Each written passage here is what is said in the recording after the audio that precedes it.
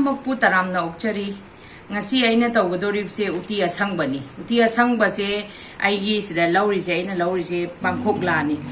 Paankhokla se aigi di sida phangdam ne Paankhokla dam tawni. Manipur dadi Paankhokla da natana ne. Mana atopa su yamna lay. Akoi na hape yaba samna hairabada kampoi mana ne adagi khamena sinba mana ne aduga support mana ne adu mayam do dum Paankhokla si ga dum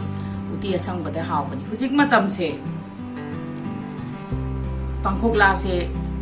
yamna su phajana phangbane aduna uti jabada su sig matam si da Uti Asangba jab je yamna su hawe aduna mayam phajana try to bi wai ki recipe su yeng bi raga Paankhokla se dum haraman bi dum mamoda ka yaw su du thokpan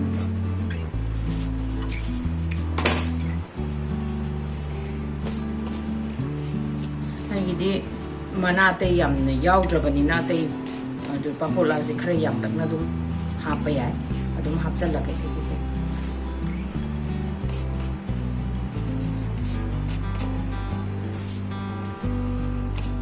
mana mana ne makok si chulok tho oras main to na kok si yaw dan hapsa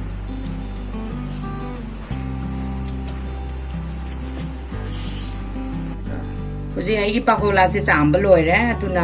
akoi ji thongna ba tawba horasi atuga kari kari machan changge da aina lawri sing si Paankhokla lawre atuga sing se aina gilas macha si tangkhai tam lawi atuga quantity to akoi ni yamna thokninga gana sing khara yamna dum happy be yagane dum happy yu aduga aina lawri ba se chapu na tawre aduga chapu si da gilas ama ising je hajalani aduga akoi na uti thongba se yari koi korphu macha natraga korphu natraga chanungbi chapu si jo dum hawbane adu sumbda konji da thongbane hen hawe adu yaraga di korphu mayam dum season bi ising je aina gilas tang amaga tangkhai amga loge aduga akoi na tawga do ising je ingi ngai dane potsi loi hapchalo ruse kauri da aduna hambada ina tawde se Paankhokla se han hapchalage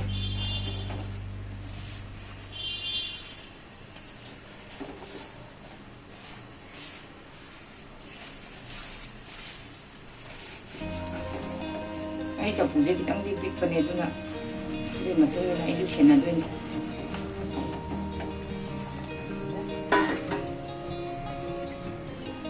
mathakta seng je hapchalasi mayam na dum photo khara yam thoni ni chingdo dum khara yam na hapiu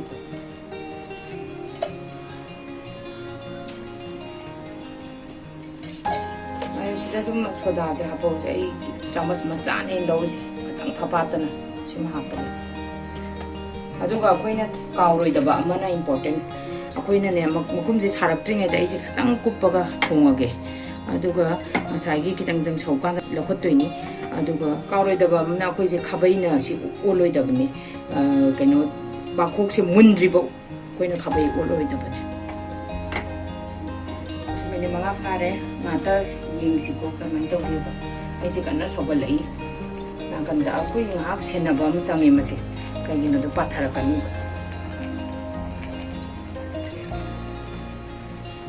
kitang senjan ge makha chitang changan ge thabana tam kana sobale uti se to sida de aina ot pa ya de ko sida ot trim ni ko khabai ya ri ko khabai tharu no ko khabai e thabada leng doi ni ko obigan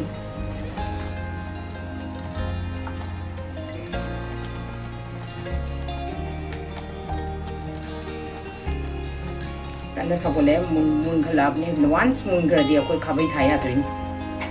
injection na ba kasu ngak tang ngai ji mai do le thara ba mai na song din tang ngai ji khabai thagi kum si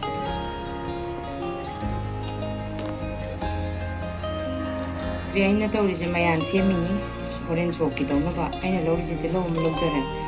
koi di ma pan da lai bani na maroi na kopi na pa pi se phajana phang da bani na ai di te lo sin kra sinjare aduga aina lori si maroi na kopi gi akam bani aduga sina na pa pi akam bani adu khara khara ha pe tes batam laure muji aina horen kauroi da ba mana kai na habra aina hairi bob se ting chala thambe kai no to si yaw dra ga di ti da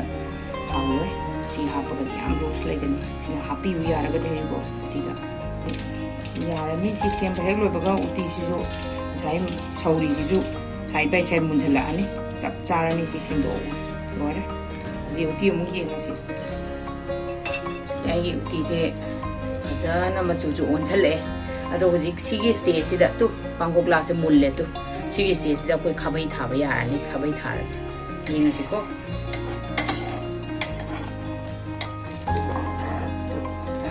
Sing sidang ay daw siyang gatawa. Pakula pa sa mula.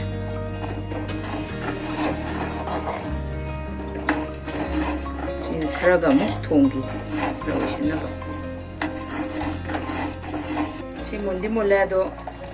sa sing siya katang kag amo o siya na ba kang hatang kag tonggi siya do kamay magkupsan laga niya pa sana lay talaga pa sana tong siya hatang kag. Diya mo yenga siya kanang ko siya la. Okay. Fazana mulle sigi changsida akhoi uji sok tongna ba ready tawrasi yare pura leithara thammini ko se ne thong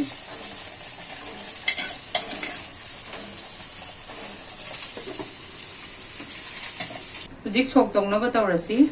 ai uji khang lawre han bada khang lawbiro khang do sare khang sara kan da akhoi na tawti se aina thau se khara haijare thau se hamna happy room ko uji se thau se sare Outside, how later I see to buy a ham, but the taste, but that's a hazard.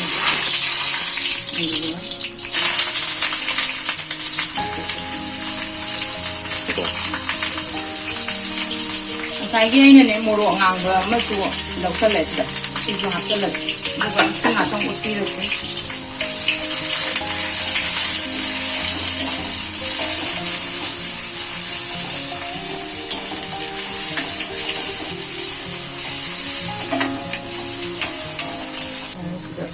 Jira je chamas tangkai kumbagi jami ji mula hape aduga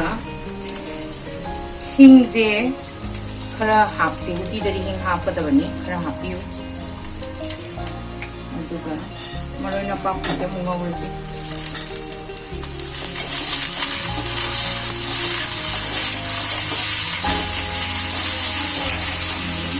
na puti itu mahapke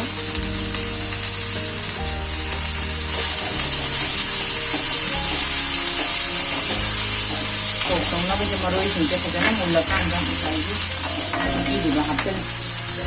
wote jadi hapten lage uti dari morog yamna happy kanu morog yam hapa hawtaban aduga aina happy ba morog sidi pumna dum hape ai angang yawbanina aduga domna dum morog se fazana soy daga happy aduga ai hidi sida ai bokse China hapogo da mi put padai ka ho ra iduna sida dum haptal lage sai uti sauda dum hai bot to haptan bi ho do zik loire zik nga se ai uti se zik nga so to ko se lo do uti se haptan bi ra se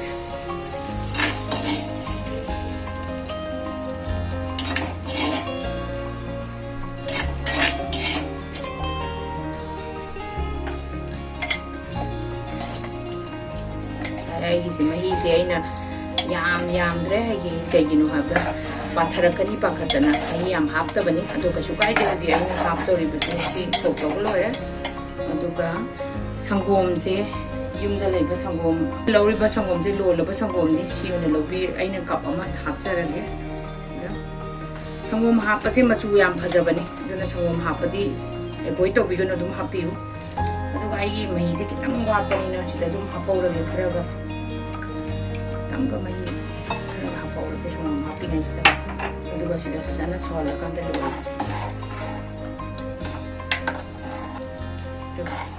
ji ngoi gi machu ji am phajare aduga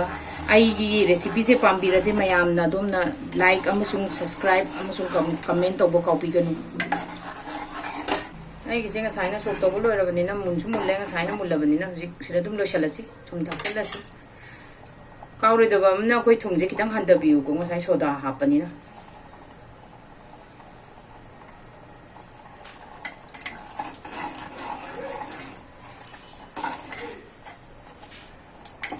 हुजी उती असंग बजे लोइरे मनंग गसु फजन रो से लाए हुजी लोइसलसी फदिगोम से चाइसलसी